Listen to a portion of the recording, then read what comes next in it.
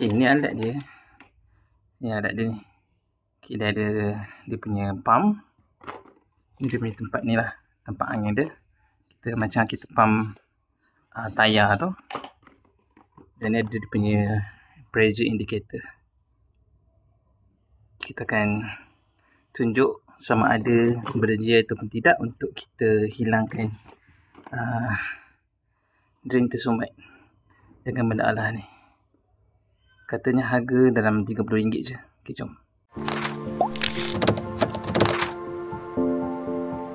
Okay, singkir rumah saya dah tersumbat dan macam-macam cara saya buat. Kali ni tak berjaya. Biasanya berjaya lah. Dan adik ipar saya buat satu alat ni, senapang ni. Jom kita tengok. Okay, kita nak ni.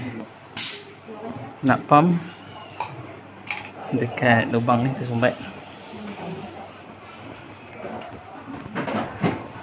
Okay, kat apa?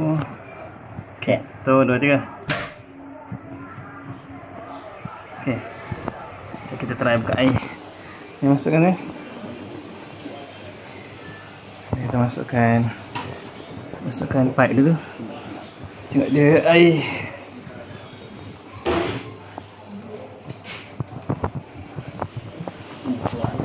Keluar balik. Tak berjaya. Sumbat sekali. Kat mana tersumbat sebenarnya? Tengok berapa pressure ni? 60 ni. Keadaan ni kat sini pula. Tak ni. A few minutes later. Sebabkan dah beberapa kali tak jadi, kita tak ikut lah. Ni pun nak ikut balik. Tapi kita dah naikkan dia punya pressure sampai 80.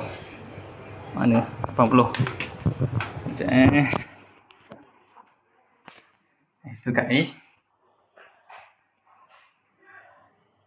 Sekejap kita tengok.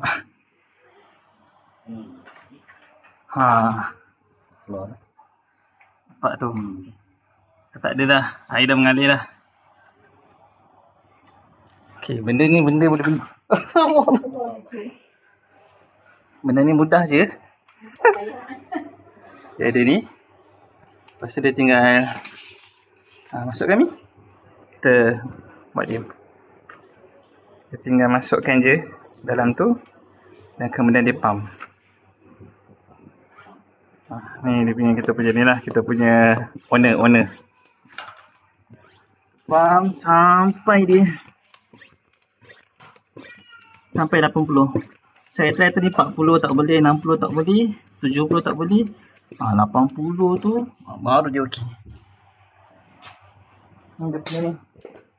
Dia punya push memang padu. Okey, masalah selesai. Kalau tak dulu kita korek ni. Si korek simen kat belakang tu. Okey, settle.